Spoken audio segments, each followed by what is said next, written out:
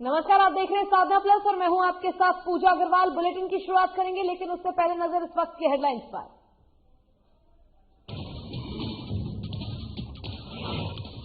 पटना प्रदेश कार्यालय में बीजेपी की बैठक, केंद्रीय मंत्री नित्यानंद राय समेत शामिल हुए बड़े नेता। केंद्र सरकार की उपलब्धियों में के बारे में बताया। पलामू में कोयल नदी के तट पर 14 जनवरी को होगा पतंग उत्सव का आयोजन। Palamu chamber of commerce and industries कराएगी उत्सव। सुबह 10 बजे से शाम 5 बजे तक होगा पतंग महोत्सव। साहिबगंज में महाराष्ट्र पुलिस ने की छापेमारी। पुलिस ने 2 आरोपियों को दबोचा। आरोपियों के पास से नकदी और सोना बरामद।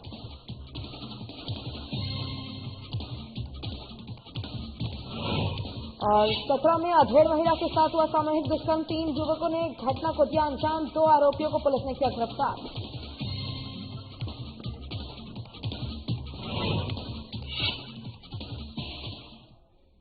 चलिए शुरुआत करेंगे खबरों से। बिहार बीजेपी प्रदेश कार्यालय में व्यापार प्रकोष्ठ कार्य समिति की बैठक हुई। इस बैठक में केंद्रीय मंत्री नित्यानंद राय समेत व्यापार प्रकोष्ठ के कई नेता शामिल हुए। कार्यक्रम को संबोधित करते हुए नित्यानंद राय ने कहा कि बीजेपी के कार्यकाल में राज्य में व्यापारियों की स्थिति काफी अच्छी हुई है।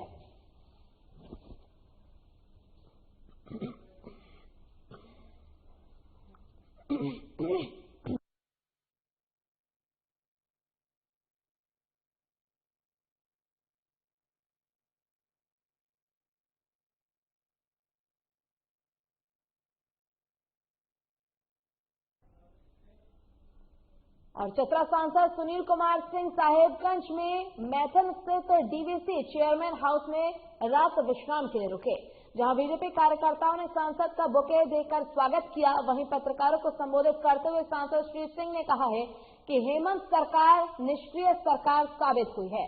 2 मामलों में तो सरकार पूरी तरह से फेल है। एक तो विधि व्यवस्था यानी कि कानून व्यवस्था और दूसरा वित्तीय स्थिति। दोनों ही स्थिति में सरकार पूरी तरह से असफल है।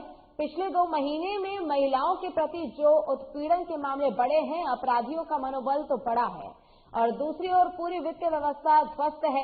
पूरे राज्य में कहीं कोई विकास का काम नहीं हो रहा है। खासकर कोरोना के बाद से जो भी प्रवासी मजदूर आए हैं, अगर राज्य सरकार विकास का काम चालू कर इनकी रोजगार की व्यवस्था करे तो इन्हें भी रोजगार मिलता रहेगा। साथ ही राज्य के राजस्व में भी इजाफा होता रहेगा।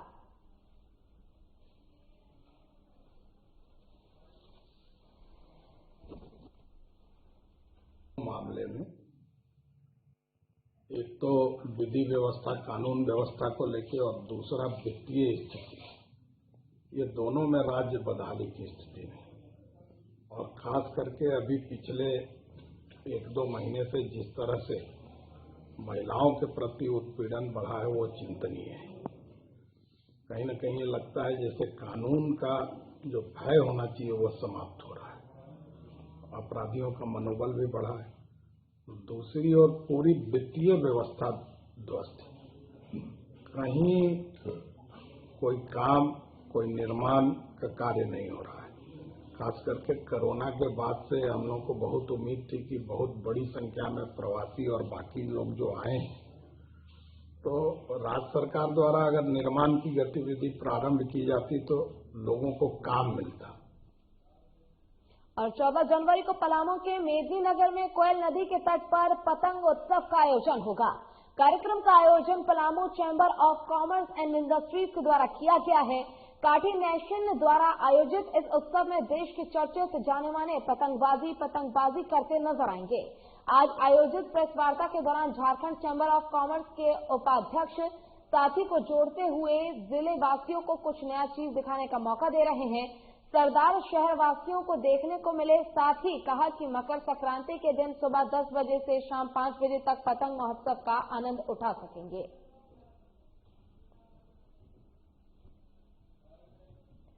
लगता है कि हमारा जो शहर है वो बहुत दिनों से एक सांस्कृतिक सन्नाटे में था। हमारे यहाँ बहुत सांस्कृतिक कार्यक्रम कोविड की वजह से नहीं हो पाया, तो इसलिए हमारी चेंबर परिवार ने एक पहल चालू की कि इस बार हम लोग हमारे गुजरात में, आप लोग जानते ही होंगे कि एक बहुत ही इंटरनेशनल काइट फेस्टिवल होता है जहाँ बहुत बड़ी बड़ी पतंगें उड़ाई जाती है। तो उस काइट फेस्टिवल को हम अपने शहर डाल्टनगंज लेके आ रहे हैं ताकि इस मकर संक्रांति हमारे शहर के लोग जो बहुत ही अच्छे तरीके से हर्षोल्लास से इस त्यौहार को मनाते हैं, वो साथ ही साथ मकर संक्रांति के साथ इस काइट फेस्टिवल का भी मजा ले सके। प्रथम चरण में हम 100 बच्चों का 10 वर्ष से लेकर 6 वर्ष से लेकर 15 वर्ष के 18 वर्ष के बच्चों का निबंधन करेंगे, जिसके लिए मेरा नंबर दिया है, मैंने रंजीत मिश्रा जी का दिया है, आलोक माथुर जी का नंबर दिया है, ताकि रजिस्ट्रेशन करके 13 तारीख को हम उनको स्थानीय टाउन हॉल में 12 बजे से लेकर शाम 4 बजे तक प्रशिक्षण देंगे कैसे पतंग उड़ानी है और कैसे जो हमारे बाहर से जो कलाकार आ रहे हैं उनको कैसे मदद करनी है ताकि वो बेहतर कर सके। और साहिबगंज में महाराष्ट्र की पुलिस ने छापेमारी की है। मामले में महाराष्ट्र पुलिस ने कई जगह छापेमारी की, जहां पुलिस ने 2 आरोपियों को सोना और नगद राशि के साथ दबोचा है। मामले की जानकारी पुलिस लाइन में प्रेस कॉन्फ्रेंस कर दी गई है।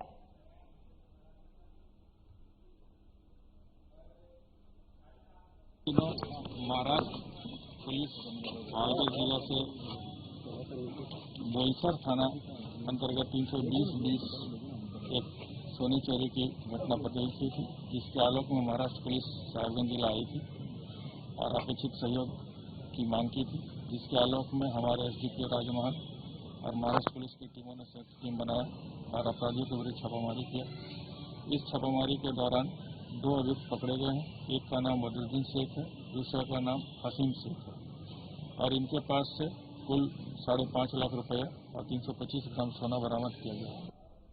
और बीते 19 दिसंबर को आलमनगर थाना क्षेत्र के रथवाड़ा ओपी अंतर्गत अपने घर से गायब छात्र पवन का शव मिलने के बाद इलाके में सनसनी फैल गई है। मृतक पवन के परिजनों का रो रो कर बुरा हाल हो रहा है।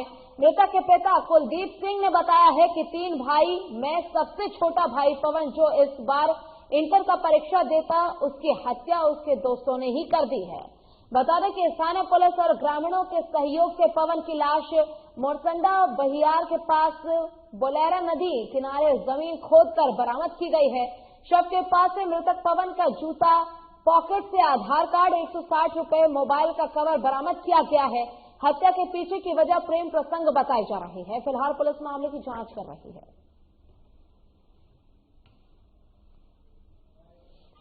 गेले अच्छा गेले तो हमरा सब रह गेलिए कि दोस्त आइबे न करता है, आते तो यहाँ नहीं आइले तो बाद हमें छानबीन करा लगलिए तो दूरो जगह छानबीन करी तक बाद अपना कानून के ओर जावा लगलिए, की करती है। और यहाँ रुकेंगे छोटे से ब्रेक के लिए, ब्रेक के बाद चल होंगे यहाँ से।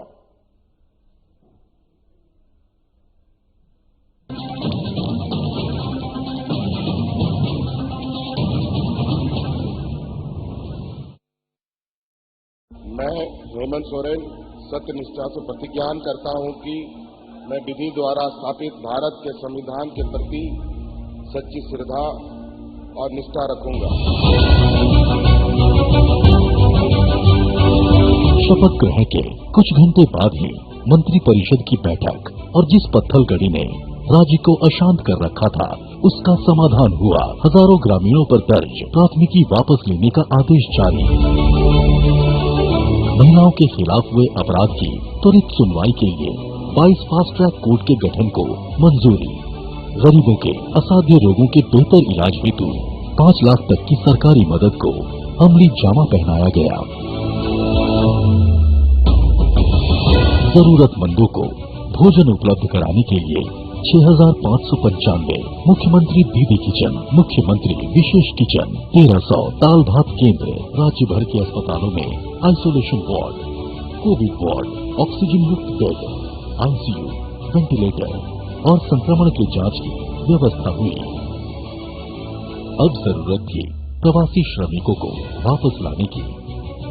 देश में सबसे पहले यही से पहल हुई और 484 श्रमिक एयरलिफ्ट 8.50 लाख श्रमिक भाइयों को श्रमिक स्पेशल ट्रेन से वापस लाया गया। 25 करोड़ मानव दिवस का सृजन एवं 20,000 करोड़ पारिश्रमिक देने के लक्ष्य के साथ योजना लागू की गई। श्रमिकों की मेहनत को सम्मान प्राप्ति के लिए बीआरओ से एमओयू हुआ और देश की सीमा पर सड़क निर्माण में संलग्न हुए। झारखंड की भावना को प्रतिबिंबित करने वाले राज्य के नए प्रतीक चिन्ह का अनावरण हुआ। महिला सशक्तिकरण की दिशा में फूलो झानो आशीर्वाद योजना के जरिए शराब हड़िया के निर्माण और बिक्री में शामिल महिलाएं अपने जीवन में बदलाव की प्रेरक कहानियां कह रही हैं। 26,000 सखी मंडल की बहनों को बैंक लिंकेज के माध्यम से 370 करोड़ एवं 111 कुशल नर्स को देश के बड़े अस्पतालों में नियुक्त किया गया। इस कड़ी को और सशक्त करते हुए 22 युवतियों को कपड़ा उद्योग में नौकरी दी गई। खेल के क्षेत्र में विश्व भर में परचम लहराने वाले झारखंड को 30 साल बाद 24 जिला खेल पदाधिकारी मिले, उनकी नियुक्ति सुनिश्चित हुई। इस तरह झारखंड अपने सीमित संसाधनों के साथ विकास के सभी सोपान तय कर रहा है ताकि राज्य की समृद्धि एवं समावेशी विकास की परिकल्पना को साकार किया जा सके।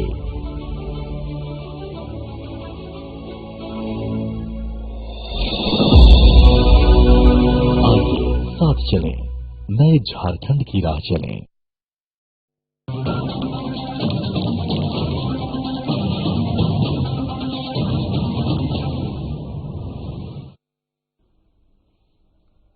और ब्रेक के बाद एक बार फिर से स्वागत है आपका। रुख करेंगे खबरों की ओर और बात करेंगे मधेपुरा की, जहां मुरलीगंज प्रखंड में स्टूडेंट क्रिकेट क्लब ने T20 क्रिकेट टूर्नामेंट का आयोजन किया है। टूर्नामेंट का आयोजन शहीद कैप्टन आशुतोष यादव स्मृति पर हुआ है। क्रिकेट टूर्नामेंट का उद्घाटन मुखिया लक्ष्मी कुमारी ने किया है। पहला मैच मधेपुरा और सहरसा के बीच खेला गया, जिसमें मधेपुरा टीम ने टॉस जीतकर पहले बल्लेबाजी की और निर्धारित ओवर में 7 विकेट गंवाकर 206 रन बनाए। जवाबी टीम सहरसा के खिलाड़ी 15 ओवर में 153 रन बनाकर ऑल आउट हो गए। इस प्रकार मधेपुरा टीम ने सहरसा टीम को 53 रन से पराजित कर टूर्नामेंट में जगह बना लिया है।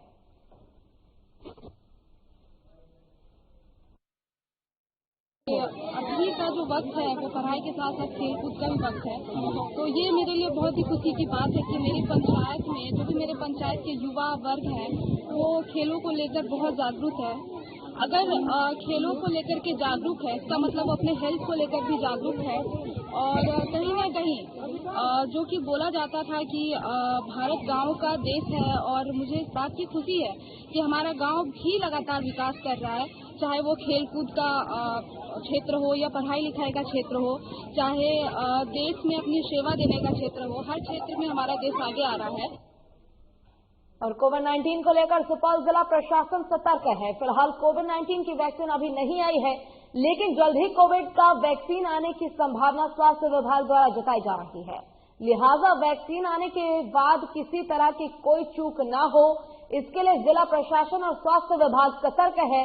इसी बात को लेकर आज सुपौल सदर अस्पताल में वैक्सीनेशन के लिए एक मॉक ड्रिल किया गया, जिसका उद्घाटन डीएम महेंद्र कुमार ने फीता काटकर किया। इस मौके पर सैनिटाइजर, मास्क से लेकर सोशल डिस्टेंसिंग का पालन करते हुए डॉक्टर और कर्मी ने वैक्सीनेशन का अभ्यास किया।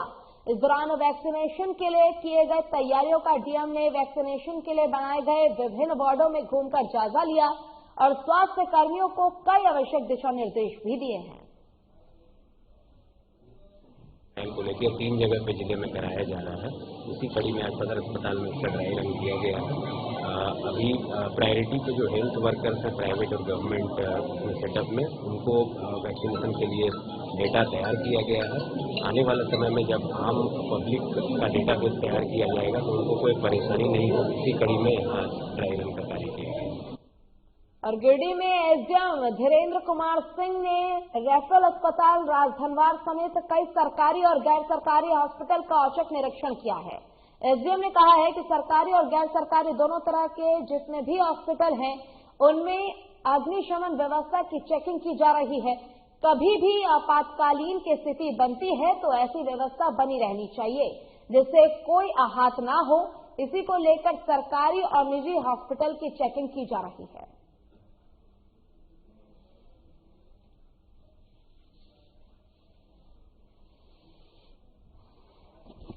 जितने भी हैं अग्निशमन की व्यवस्था की चेकिंग की जा रही है। इसमें हमारे सिविल सर्जन भी मेंबर हैं, अग्निशमन पदाधिकारी हैं, चिकित्सा पदाधिकारी हैं, प्रोफेशनल डिप्टी कलेक्टर हैं और उसकी अध्यक्षता मैं स्वयं कर रहा हूँ। इसलिए देखा जा रहा है कि कभी भी अगर आपात व्यवस्था बनती है तो ऐसी व्यवस्था रहनी चाहिए ताकि कोई आहत नहीं हो सके, कोई आग नहीं लग सके और अगर लगता है तो तुरंत उस पर काबू पाया जा सके। इसी के लिए निजी और सरकारी दोनों तरह के हॉस्पिटल्स में चेकिंग की जा रही है।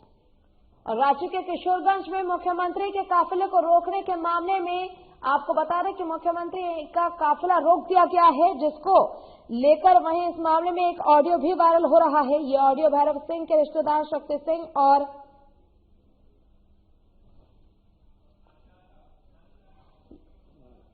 एक ऑडियो वायरल हुआ है, जिसको लेकर ये ऑडियो भैरव सिंह के रिश्तेदार शक्ति सिंह और सुखदेव नगर थाना प्रभारी सुनील तिवारी के बीच का बताया जा रहा है, जिसे लेकर राजधानी रांची में काफी चर्चा हुई है।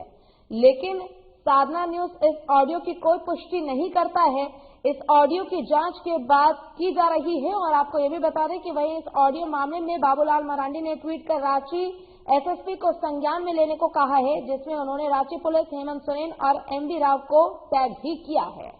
और रांची के किशोरगंज में मुख्यमंत्री के काफिलों को रोकने के मामले में आरोपी भैरव सिंह ने गुरुवार को रांची न्यायालय में सरेंडर कर दिया है और इस मामले को लेकर एक ऑडियो भी वायरल हुआ है।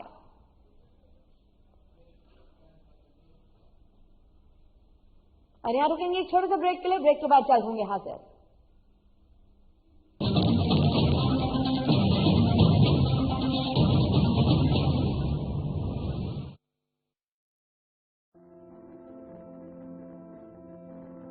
कोरोना का संकट अभी टला नहीं है, इसलिए लापरवाही बिल्कुल नहीं। जब भी घर से बाहर निकलें, मास्क जरूर लगाएं। दूसरी बात, एक दूसरे से कम 2 गज की दूरी बनाएं। और तीसरा, अपने हाथों को साबुन से अच्छी तरह बार बार धोएं। यदि हम इन सभी मुख्य बातों पर अमल कर लें तो कोरोना वायरस के संक्रमण से बच सकते हैं और हमारा राज्य कोरोना मुक्त हो सकता है। मेरे प्यारे झारखंड वासियों, कोरोना का जंग अभी जारी है। हम और आप मिलकर ही इस जंग को जीत सकते हैं। इसलिए सरकार द्वारा दिए जा रहे निर्देशों का पालन करें और विश्वास रखें, हम और आप मिलकर जरूर इस जंग को जीतेंगे। सूचना एवं जनसंपर्क विभाग, झारखंड सरकार द्वारा जनहित में प्रसारित।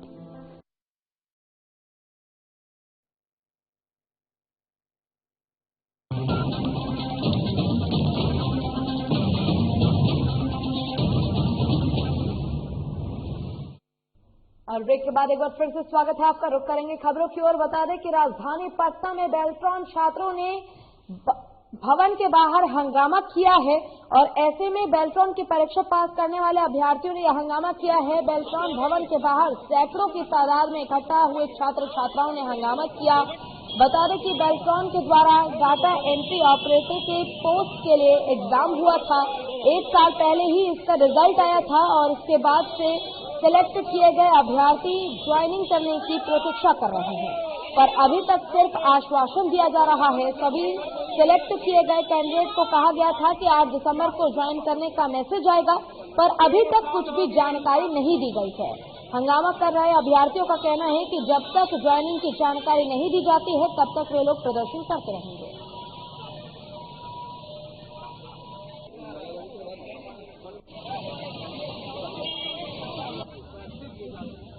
सर, जैसे कि हम लोग 10 से 50 रुपया अपना दिए, यहाँ पैसा दिए, उसके बाद हम लोग फॉर्म भरे।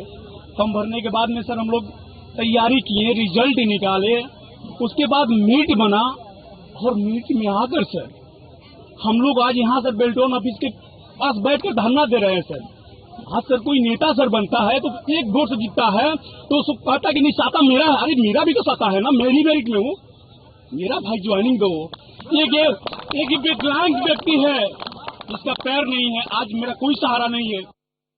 और अगली खबर जमशेदपुर से है, जहां कोरोना वैक्सीन को लेकर लगातार ड्राई रन के लिए आयोजन किया जा रहा है और जिससे वैक्सीनेशन के समय में किस तरह की असुविधा ना हो, इसको लेकर भी लगातार ये आयोजन किया जा रहा है। इसको लेकर सभी नियमों को फॉलो करते हुए ड्राई रन कर सभी कर्मियों को समझाया गया कि किसी भी स्थिति से निपटने के लिए आप क्या कर सकते हैं। आपको बता दें कि बहुत जल्द पूरे देश में कोविड-19 का वैक्सीनेशन किया जाएगा, जिसको लेकर स्वास्थ्य विभाग पूरी तरह से मुस्तैद नजर आ रहा है। वैक्सीनेशन से पहले ड्राई रन का आयोजन कर देखा गया कि हम कितने तैयार हैं। जमशेदपुर पोटका सामुदायिक स्वास्थ्य केंद्र में कोविड-19 के वैक्सीनेशन की तैयारी को लेकर ड्राई रन का आयोजन किया गया है और निरीक्षण भी किया जा रहा है, जिससे कि वैक्सीनेशन के समय किसी भी तरह की कोई भी असुविधा न हो। आज पूरा देश में, लगभग पूरा देश में आज कोविड-19 का ड्राई रन या मॉक ड्रिल चल रहा है। तो इस मॉक ड्रिल में इसीलिए मॉक ड्रिल की जरूरत पड़ा क्योंकि ये डिजीज जो है कोविड-19 ये भी नया डिजीज है, वायरस नया है और बहुत ज्यादा संक्रामक है। तो इसको अगर हम लोग प्रिपरेशन नहीं लेंगे, रिहर्सल नहीं लेंगे, तो हम लोग का जिस दिन वैक्सीनेशन करेंगे तो बहुत सारी गलतियां वहाँ आने लगेगी। और शेखपुरा के लाल रतन को कराटे के लिए सम्मानित किया जाएगा। आपको बता दें कि शेखपुरा के लाल रतन को ये सम्मानित किया जाएगा और रतन कुमार ने पुलिस महकमे में कराटे के लिए अपनी एक अलग पहचान बनाई है। दरअसल शेखपुरा जिले के चकदीवान मोहल्ला निवासी रतन कुमार को केंद्रीय गृह मंत्रालय द्वारा असाधारण कुशलता पदक 2020 से अलंकृत किया जाएगा। ये पदक देश के गृह मंत्री द्वारा उत्कृष्ट कार्य निष्पादन और तकनीकी आधार पर आसूचना संकलन के लिए दिया जाता है। पदक गणतंत्र दिवस के अवसर पर दिया जाना है। बता दें कि असाधारण आसूचना कुशलता पदक 2020 के लिए प्रदेश के कुल 5 पुलिस अधिकारियों और कर्मियों को सम्मानित करने के लिए चयनित किया गया है।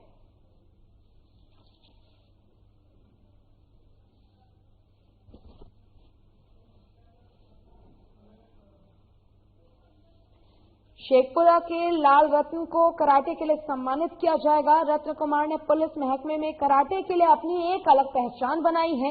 दरअसल शेखपुरा जिले के चकदीवान मोहल्ला निवासी रतन कुमार को केंद्रीय गृह मंत्रालय द्वारा असाधारण कुशलता पदक 2020 से अंकित और सम्मानित किया जाएगा और उन्हें गणतंत्र दिवस के मौके पर यह सम्मान दिया जाएगा। और आपको बता दें कि पुलिस महकमे में कराटे के लिए अपनी एक अलग पहचान बनाने के लिहाज से लाल रत्न को सम्मानित किया जाएगा।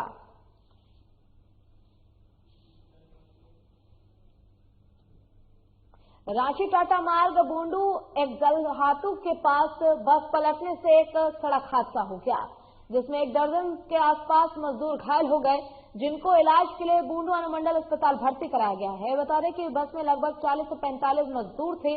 सभी मजदूर बिहार के मोतिहारी से विजयवाड़ा जा रहे थे कि तभी बूंडू के निकट दलहातू गांव के पास रांची टाटा मार्ग NH 33 पर बिल्ली को बचाने के क्रम में बस पलट गई, जिसमें से 3 की हालत गंभीर बताई जा रही है, जिन्हें बेहतर इलाज के लिए रांची रिम्स भेज दिया गया है। रांची टाटा मार्ग बूंडू एक दलहातू के पास बस पलटने से एक हादसा हो गया, जिसमें दर्जनों लोग घायल हो गए। आपको बता दें कि बस में 40 से 45 मजदूर मौजूद थे और जब यह हादसा हुआ इसमें 3 लोग गंभीर रूप से घायल हुए हैं, जिन्हें रांची के रिम्स अस्पताल में इलाज के लिए भेज दिया गया है और साथ ही कई और भी लोग घायल हुए हैं, जिन्हें पास ही अस्पताल में इलाज के लिए भर्ती कराया गया है।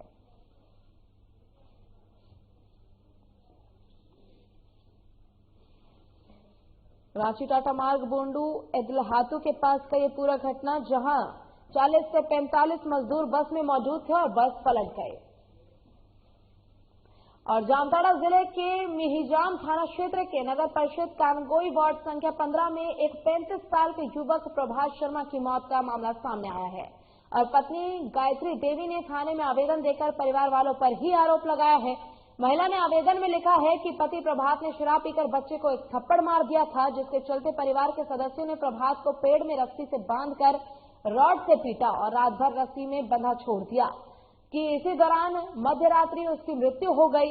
आनंद फानन में प्रभात का अंतिम संस्कार भी कर दिया गया। हालांकि पुलिस ने मृतक प्रभात के तीनों भाइयों को गिरफ्तार कर जेल भेज दिया है और मृतक के गिरफ्तार भाई ने अपना गुनाह भी कबूल कर लिया है। वहीं पुलिस अधीक्षक ने मामला भी दर्ज कर लिया है।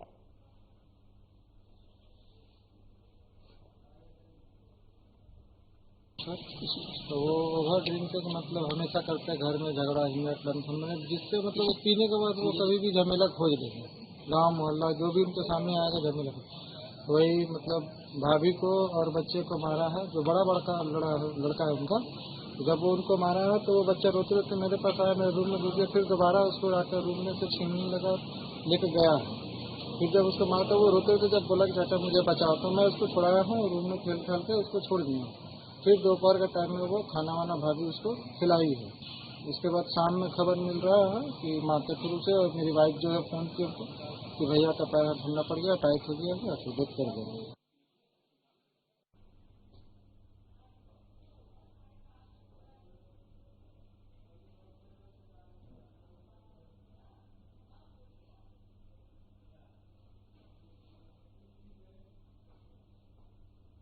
और चतरा जिला के हंटरगंज थाना क्षेत्र में 55 साल की अधेड़ महिला के साथ 3 युवकों ने सामूहिक दुष्कर्म की वारदात को अंजाम दिया। गुरुवार रात घटी इस घटना के बाद 2 आरोपियों को गिरफ्तार भी कर लिया गया है। बाकी आरोपियों की तलाश की जा रही है। इस बात की जानकारी देते हुए जिला के एसपी ऋषभ झा ने बताया है कि पीड़ित महिला की बकरी का एक्सीडेंट आरोपियों की मोटरसाइकिल से हो गया था, जिसके चलते दोनों पक्षों के बीच विवाद चल रहा था। माना जा रहा है कि इसी की वजह से वारदात को अंजाम दिया गया है। आरोपियों ने महिला के साथ सामूहिक दुष्कर्म के बाद दरिंदगी की हद तक पार कर दी। हालांकि पीड़िता को इलाज के लिए हंटरगंज सामुदायिक स्वास्थ्य केंद्र में भर्ती कराया गया है। अस्पताल के प्रभारी चिकित्सा पदाधिकारी डॉक्टर वेद प्रकाश ने बताया कि पीड़ित की हालत काफी गंभीर बनी हुई है और चिकित्सक उस पर लगातार नजर रखे हुए हैं।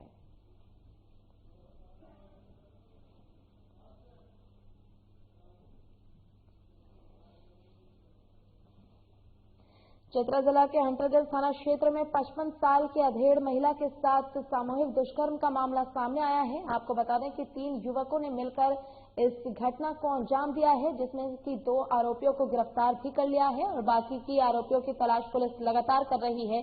और मामला ये सामने आया है कि महिला की बकरी का एक्सीडेंट हो गया था कुछ दिन पहले, जिसको लेकर इस घटना को अंजाम दिया गया है। और साथ ही आपको ये भी बता दें कि दरिंदगी की सारी हदें आरोपियों ने पार कर दी है और फिलहाल पुलिस मामले की जांच कर रही है। उस एक आरोपी की तलाश में भी जुटी हुई है जो फिलहाल फरार चल रहा है। आरोपियों ने महिला के साथ दुष्कर्म के बाद दरिंदगी की हदें पार कर दी।